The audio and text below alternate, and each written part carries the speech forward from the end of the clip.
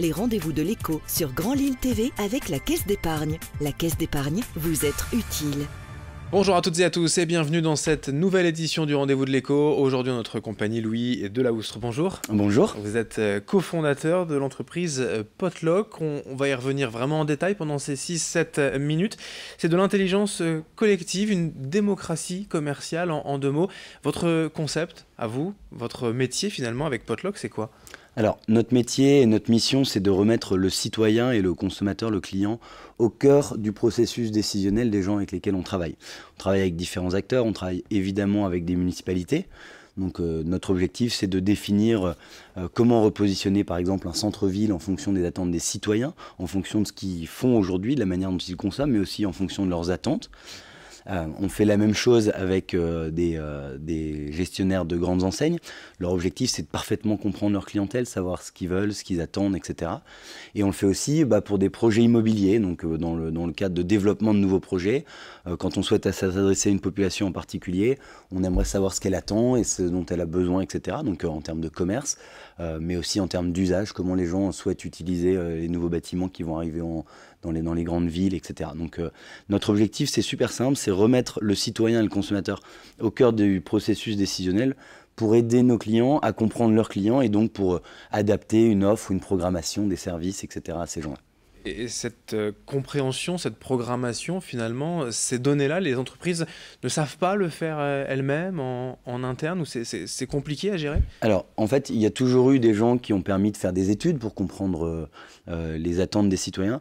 La particularité, c'est que ces études étaient souvent menées soit in situ, donc sur le site, soit par téléphone, et que avec ces modes d'interview, on va dire, on a beaucoup de biais, on a du mal à aller chercher certaines populations, on a des nombres d'échantillons qui sont trop petits, etc. Nous, aujourd'hui, on est en mesure d'avoir une connaissance fine des consommateurs parce qu'on va les chercher via les réseaux sociaux. Donc on est capable d'interroger des populations très précises sur un territoire, mais aussi selon des critères d'âge, de sexe, selon des passions, Donc on est capable de cibler très précisément une population et lui adresser toutes les questions que notre client se pose afin de l'aider à prendre les bonnes décisions dans son quotidien. Les réseaux sociaux, Internet sont des médias en fait qui, selon vous, ont été un peu trop oubliés par les entreprises auparavant pour justement bien connaître leurs clients ? Alors en fait aujourd'hui c'est simple, pour comprendre des populations comme les millennials, c'est pas des populations qui ont un téléphone fixe, donc c'est des populations qui ont beaucoup de mal à être identifiées par nos clients et typiquement les millennials c'est la plus large génération qui n'ait jamais existé et qui a des modes de consommation qui sont très particuliers, qui ont beaucoup changé. Ils vont regarder sur internet, consommer en magasin, ils ont besoin de canaux de communication mixte, etc. Et ces populations là qui sont difficiles ou plus difficiles à appréhender, aujourd'hui on ne peut plus les rejoindre par téléphone fixe par exemple. Et nous, notre objectif, c'est donc d'être capable de toucher précisément les gens dans des échantillons qui sont à la fois très importants et très significatifs. Au plus on consulte de gens, au mieux on comprend leurs attentes. Donc nous, on fait des échantillons, on va interroger 8000, 10 000 personnes pour nos clients. Et ensuite, il faut les interroger de manière optimisée. Donc c'est-à-dire qu'il faut s'assurer qu'on ait suffisamment d'hommes, de femmes, dans chaque tranche d'âge, suffisamment de répondants, etc. pour s'assurer d'avoir un échantillon de très bonne qualité et donc pour comprendre parfaitement les attentes des citoyens.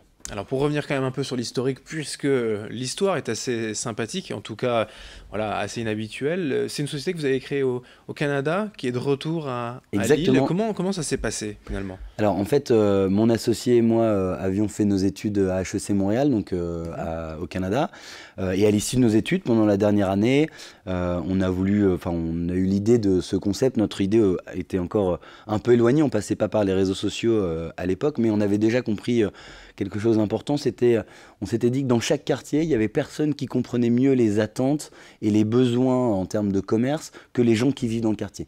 Donc il y avait une intelligence locale qui n'était pas captée et donc pas exploitée, et donc on arrivait avec des commerces qu'ouvraient au mauvais endroit, des services qui n'étaient pas les bons, qui ne correspondaient pas aux attentes de la population, etc. Et donc au début, on se mettait dans des locaux vacants et on demandait aux gens ce qu'ils voulaient avoir dans ce commerce-là.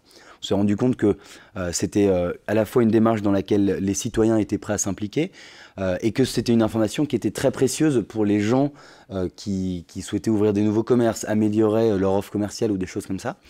Mais on s'est aussi rendu compte que notre mode de collecte de l'information n'était pas viable parce que ça prenait beaucoup trop de temps, c'était beaucoup trop compliqué. complexes, etc.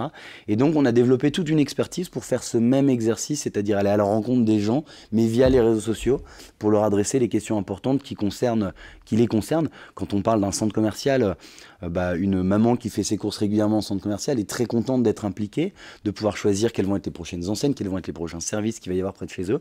Et donc on a répliqué ce concept qu'on faisait dans la rue via les réseaux sociaux. Et donc on a un algorithme maintenant qui nous permet d'aller sourcer un grand nombre de répondants. Et donc, une fois qu'on est passé par les réseaux sociaux, on s'est dit qu'on pouvait aller travailler n'importe où. Et donc, une fois qu'on avait développé ce concept au Canada, on a closé une première levée de fonds d'1 million de dollars. Et ensuite, on a décidé qu'un des premiers marchés qu'on voudrait développer assez naturellement, ce serait la France. D'une part parce que c'est un marché qui nous attirait de par nos origines, mais aussi parce que en termes de retail et donc de développement de grandes enseignes, etc., et surtout dans le Nord, c'est un très grand exemple pour le monde entier. On a des enseignes qui sont reconnues mondialement. Et donc pour nous, on s'était dit, si on arrive à développer notre entreprise en France, on aura fait un sacré pas sur un très gros marché. Donc on aura démontré notre capacité à répliquer le concept. Pour les commerces, on le dit souvent, une des bases, c'est l'emplacement. Voilà ce qui est le plus important. Donc mettre le bon commerce au bon endroit. Voilà à peu près ce que vous proposez. Pour les villes aussi, finalement, les municipalités, imaginez la ville de demain, où est-ce que l'on va trouver les services, les résidences. Je vois un peu à SimCity, si on va tout résumer.